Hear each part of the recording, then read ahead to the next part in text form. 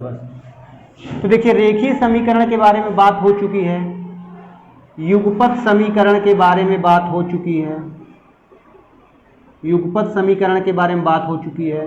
आज हम बात करेंगे द्विघात समीकरण।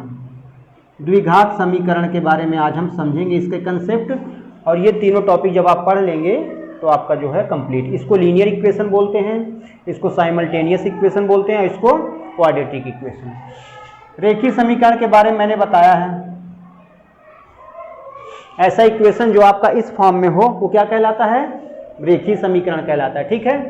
युगपत समीकरण में आपको दो इक्वेशन दिए रहते हैं, a1x b1y plus c1 equal to 0, a2x plus b2y और प्लस c2 इक्वल टू 0। ये दोनों समीकरण जब आपको दिए रहते हैं तो ये आपके क्या कहलाते हैं, युगपत समीकरण। इसको सॉल्व करने का तरीका, इसकी क्या कंडीशन होती है, ये मैंने पिछले वीडियो में आपको बता दिया है। आज हम बात करेंगे किसकी, द्विघात समीकरण की, इसके बारे में समझेंगे। देखिए द्विघात समीकरण को पहला समझिए बात इसमें क्या होती है कि एक ऐसी इक्वेशन जो आपकी ax square plus bx plus c equal to 0, equation which is in the form of ax square plus bx plus c equal to 0, जो इक्वेशन इस फॉर्म में होती है वो क्या कहलाती है, वो क्वाड्रेटिक इक्वेशन कहलाती है। ठीक है। लेकिन ध्यान रखिएगा यहाँ पर a का मान कभी भी 0 नहीं होना चाहिए। अगर a का मान हम 0 ले लेंगे तो ये क्वाड्रेटिक नहीं रह जाएगा, ये बल्कि क्या हो जाएगा, लीनियर। क्वाड्रेटिक की विशेषता ये होती है कि इसकी डिग्री कितनी होती है, 2। एक ऐसा इक्वेशन जिसमें वेरिएबल की पावर क्या लगी हो, 2 लगी हो, वो आपका क्वाड्रेटिक कहलाता है। अगर a का मान हम 0 ले लेंगे तो आपका 2 डिग्री खत्म। तो जब 2 डिग्री खत्म तो ये क्या बन जाएगा, लीनियर। लीनियर की पावर कितनी होती है, 1। पिछले वीडियो में हमने बात कर लिया है। अब चलिए ध्यान रखिए, कुछ विशेष बातें समझिए ये ध्यान से। किसी भी द्विघात समीकरण का जितनी घात होती है उतने ही x के मान होते हैं। यानी जब आप इसको सॉल्व करोगे तो आपको x के मान मिलेंगे, x की वैल्यू मिलेगी। कितनी x की वैल्यू मिलेगी, 2। क्यों, क्योंकि इसकी घात कितनी लगी है, 3। अगर घात 3 लगी होती तो x का मान 3 निकलता, अगर घात 4 लगी होती तो x का हमें 4 मान मिलता।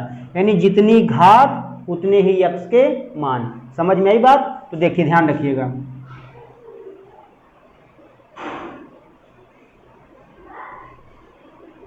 द्विघात समीकरण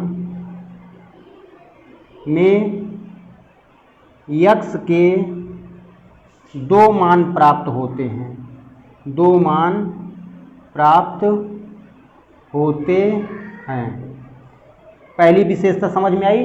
यानी द्विघात जो समीकरण होता है उसमें x के आपको कितने मान मिलेंगे, 2 मान मिलेंगे। क्योंकि हम द्विघात को पढ़ रहे हैं तो द्विघात के बारे में बातें करेंगे।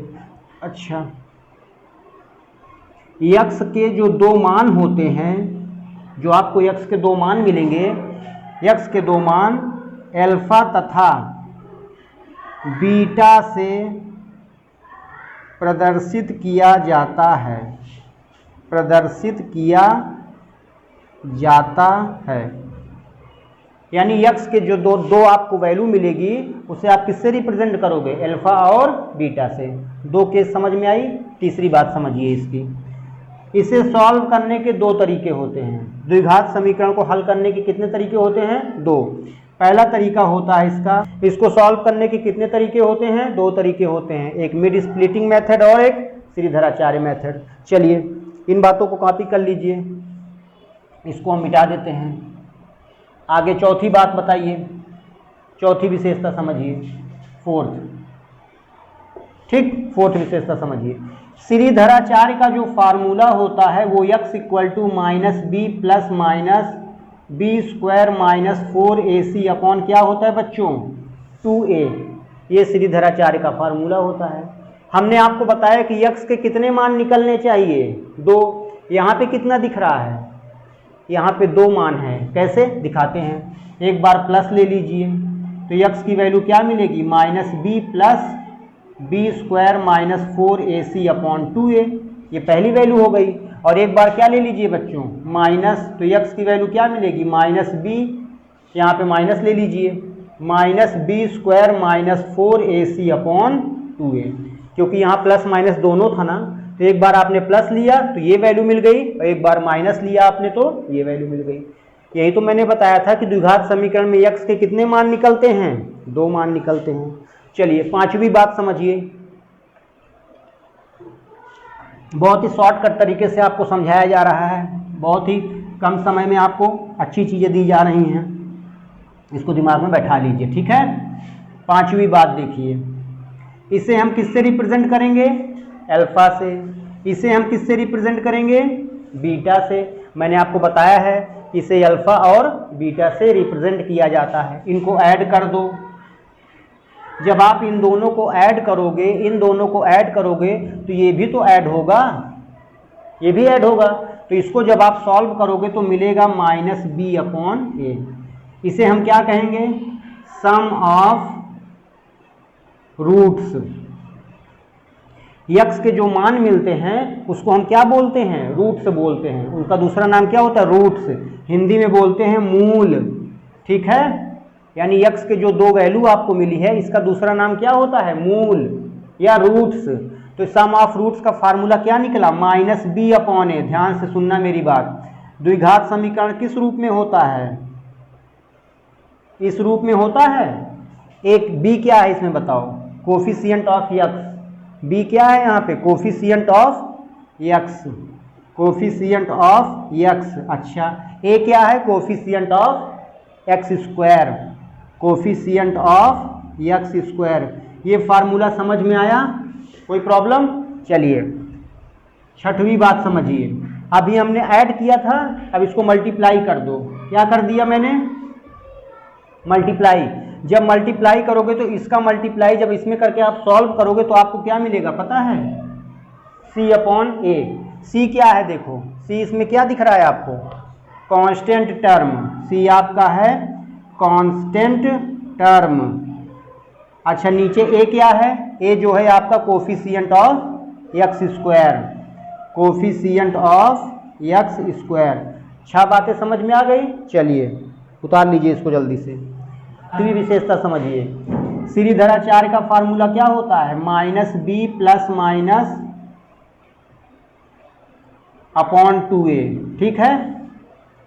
तो आपको मैं एक बात बताना चाहता हूं कि x के आपको कितने मान मिलेंगे, 2 मान मिलेंगे। यानी जो मूल मिलते हैं वो कितने मिलते हैं, चाहे आप उसको x का मान कहो या फिर क्या कह लो, उसको कह लो मूल, दोनों नाम एक ही है। या फिर उसको किससे रिप्रेजेंट करते हैं, अल्फा और बीटा से। अब मेरी बात सुनो, जो x की वैल्यू निकलती है वो वैल्यू आपकी 3 तरीके से हो सकती है। 3 तरीके से क्या, या तो x का मान 2 आ गया, 2 आ गया, दोनों रियल नंबर है, दोनों रियल नंबर है और दोनों इक्वल है, ठीक है। या फिर ऐसे मिल सकता है, यहाँ पे 1 मिल गया, यहाँ पे 2 मिल गया, दोनों रियल नंबर है लेकिन इक्वल नहीं है। या फिर x का मान क्या मिल सकता है, रूट में कोई भी वैल्यू, रूट में कोई भी नंबर निगेटिव में। अगर रूट में कोई भी वैल्यू निगेटिव में है तो वो कैसी संख्या होती है, काल्पनिक संख्या। कैसी होती है, काल्पनिक संख्या। समझ में आई मेरी बात। यानी किसी द्विघात समीकरण को जब आप सॉल्व करोगे तो आपको 3 तरीके का आंसर मिलेगा। या तो x का दोनों मान क्या होगा, रियल नंबर होगा और इक्वल होगा, या तो x का मान दोनों रियल नंबर तो होगा लेकिन इक्वल नहीं होगा, या तो x का मान क्या होगा, काल्पनिक संख्या होगी। और दिमाग में बैठा लीजिए, अंडर रूट में अगर कोई वैल्यू निगेटिव है तो वो हमेशा काल्पनिक संख्या होती है, उसका हम वर्गमूल नहीं निकाल सकते हैं। बातें समझिए आपने। अच्छा, अब ध्यान से देखिए, अगर मैं आपसे ये कहूं कि कोई द्विघात समीकरण आपको ये दिया है, कोई द्विघात समीकरण ये आपको दिया है, ठीक। इसको सॉल्व करने का तरीका, ये कौन सा मेथड है, श्रीधराचार्य का फार्मूला। मैं आपसे ये बताऊं कि इसको सॉल्व करने पर जो x के मान मिलेंगे वो किस टाइप के होंगे, रियल होंगे, इक्वल होंगे, कि real and equal not equal होंगे, कि इमेजिनरी होंगे, बिना सॉल्व किए। तो इसके लिए हम क्या करेंगे, हम d निकालेंगे। क्या निकालेंगे, d इक्वल टू होता है b² - 4ac।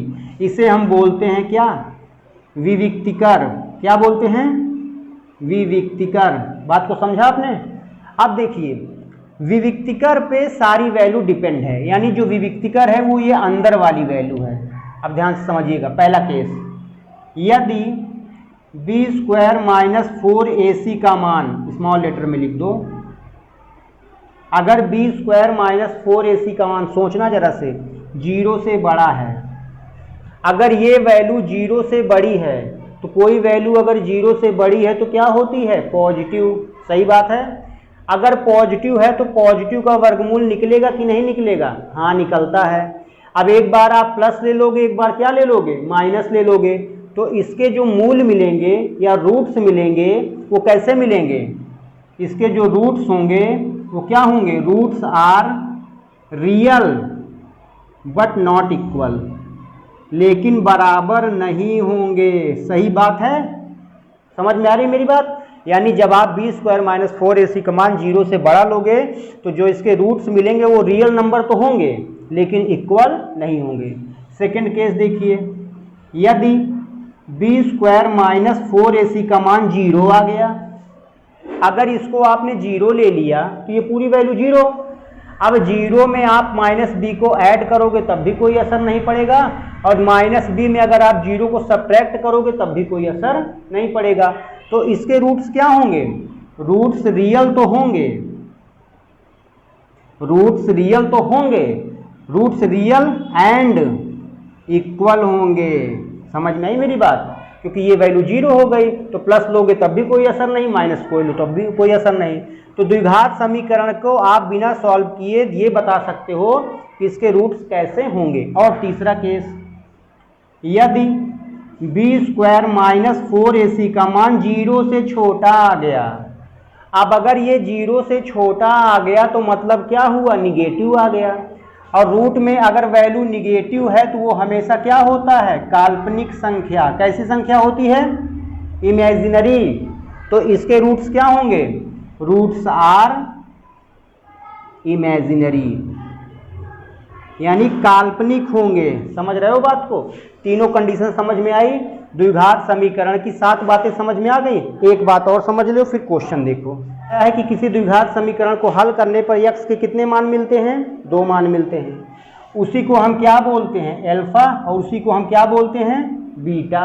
इसको इधर ले आओ, x माइनस एल्फा बराबर 0, और इसको इधर ले आओ, x माइनस बीटा बराबर 0। दोनों का गुणा कर दो, लेफ्ट साइड का लेफ्ट साइड में, राइट साइड का राइट साइड में, इसका गुणा इसमें करो। x minus alpha x minus beta बराबर क्या आ गया, 0। ये क्या बन गया, एक द्विघात समीकरण। यानी द्विघात समीकरण अगर आपको बनाना है तो आप कौन से फार्मूले का यूज करोगे, ये। इसी को जरा थोड़ा सा हम और सेपरेट कर दें, मल्टीप्लाई कर दो, माइनस एल्फा x, इसका इसमें कर दो माइनस बीटा x, एल्फा का एल्फा में करो, एल्फा का बीटा में करो, एल्फा बीटा इक्वल टू 0। तो इसी को हम ये भी कह सकते हैं x स्क्वायर, इसमें x कॉमन ले लो तो क्या होगा, एल्फा प्लस बीटा, और इसमें क्या है, एल्फा बीटा इक्वल टू 0। ये भी एक क्या निकला, द्विघात समीकरण का फार्मूला, द्विघात समीकरण को बनाने का फार्मूला। जब क्या दिया हो, जब मूल ज्ञात हो। मूल का मतलब क्या होता है, रूट्स। जब आपको रूट्स मालूम हो तो द्विघात समीकरण बनाने का फार्मूला समझे, या तो इसको लगा दो या तो इसको लगा दो। ये किससे बना है, इसी से तो बना है। उतार लीजिए आप, चलिए क्वेश्चन को करते हैं।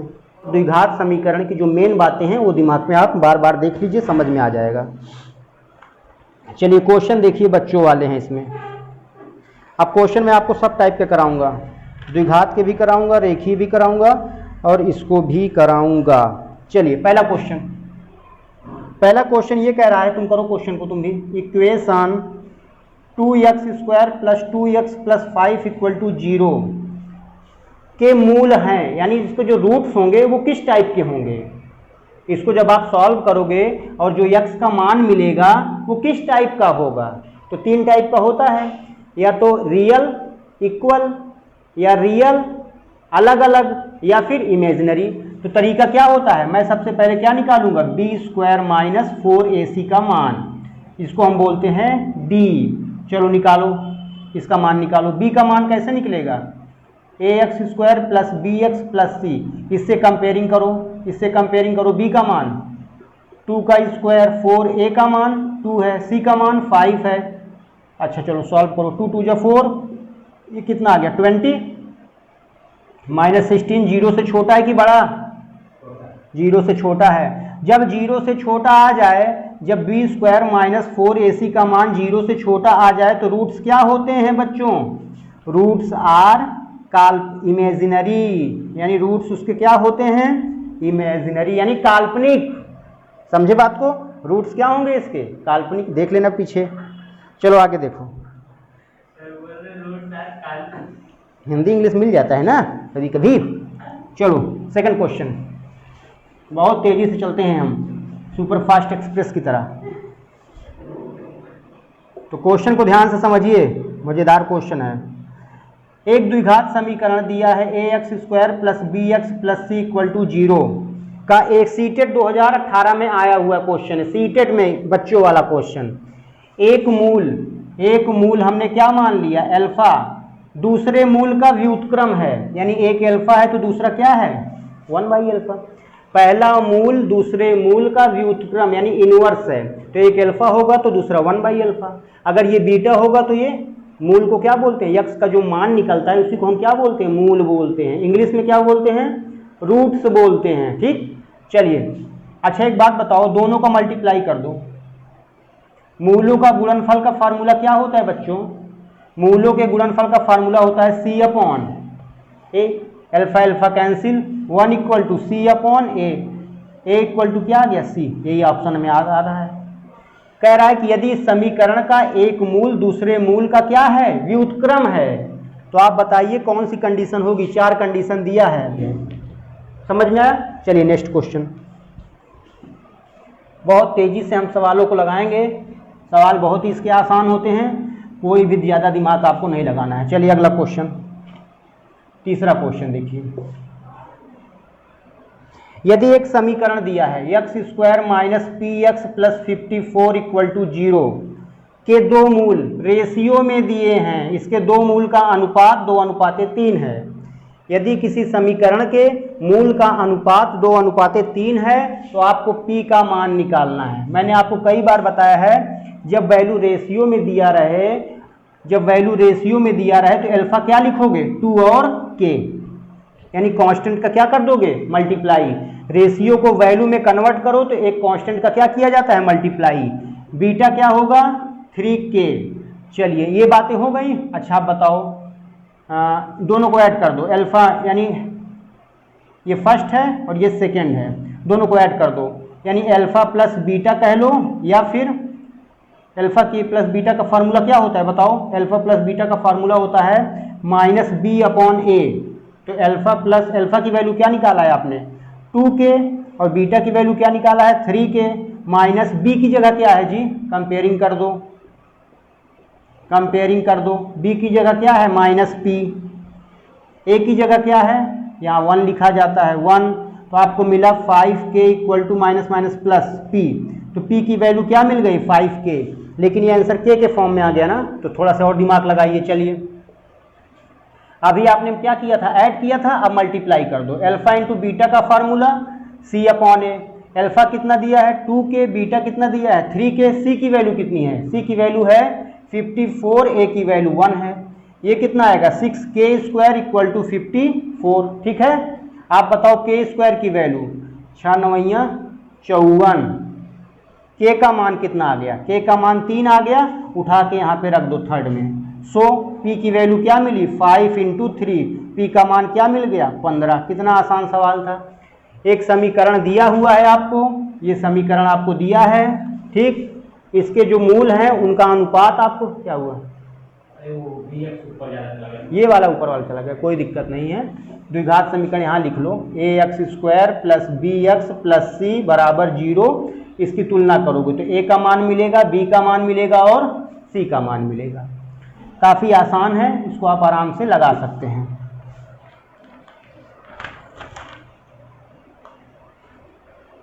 चलिए पीछे का भी क्वेश्चन ले लेते हैं। If the system 6x - 2y - 3 = 0 के x minus y minus 2 equal to 0 को जब हम सॉल्व करेंगे तो इसका सल्यूशन होगा यूनिक। क्या होगा? यूनिक। इसको जब हम सॉल्व करेंगे तो इसका सल्यूशन क्या होगा? यूनिक। यूनिक का मतलब ये हुआ कि ये भी एक लाइन को रिप्रेजेंट करता है, ये भी एक लाइन को रिप्रेजेंट करता है। दोनों एक पॉइंट पर क्या करेंगे? कट करेंगे। पीछे की वीडियो में मैंने बताया है। यूनिक की कंडीशन क्या बताया है? बोलो। यूनिक होने की कंडीशन a1 अपॉन a2 बराबर नहीं होगा b1 अपॉन b2 के। a1 की वैल्यू कितनी बच्चों? 6, a2 की वैल्यू कितनी है? k, b1 की वैल्यू कितनी है? -2, b2 की वैल्यू कितनी है? -1। ठीक है, आप बताओ 6 upon k does not equal to, ये कितना आ गया? 2, क्रॉस मल्टीप्लाई कर दो, 2k does not equal to 6, तो k की वैल्यू कभी भी 3 नहीं होनी चाहिए। ठीक है, अगर k का मान आप 3 नहीं लोगे, 3 को छोड़ के कुछ भी ले लोगे, तो इसका सल्यूशन क्या आएगा? हमेशा यूनिक आएगा। यूनिक का मतलब एक ही आंसर आएगा। 3 लोगे तो सल्यूशन नहीं आएगा, यूनिक नहीं आएगा। इनफाइनाइट आ सकता है या फिर नो सल्यूशन आ सकता है। पीछे की वीडियो में आप देख लीजिएगा, मैंने समझाया इसको अच्छे से। चलिए अगला देखिए, 5वां क्वेश्चन। यदि समीकरण आपको दिया है ax² plus bx plus c equal to 0 में सर्व समीका, ये आइडेंटिटी कब कहलाएगा? बहुत ही आसान सा क्वेश्चन। आइडेंटिटी का मतलब क्या होता है? लेफ्ट साइड बराबर राइट साइड। तो इसमें जो कंडीशन दिए हुए हैं उसमें एक कंडीशन ये दिया है कि यदि a का मान 0 हो जाए, चलो a का मान 0, तो ये पूरी वैल्यू क्या आएगी बच्चों? ये पूरी वैल्यू आएगी 0। b का मान 0 हो जाए, सही बात है, अगर b का मान भी 0 हो गया तो ये वैल्यू क्या आ जाएगी? 0। लेकिन c का मान भी क्या होना चाहिए बच्चों? c का मान भी तो 0 होना चाहिए। आइडेंटिटी वही होता है जिसमें लेफ्ट साइड बराबर राइट साइड। इसमें जो 4 ऑप्शन दिए हैं उसमें से ये ऑप्शन क्या हो जाएगा? सही। अगर आप a, b और c तीनों को अगर आप 0 ले लेते हो तो यहाँ जब रखोगे तो सॉल्व करने पर ये 0 आएगा और दोनों साइड बराबर हो जाएगा। चलिए नेक्स्ट क्वेश्चन, उसे हम आइडेंटिटी कहते हैं। Next question, question number 6।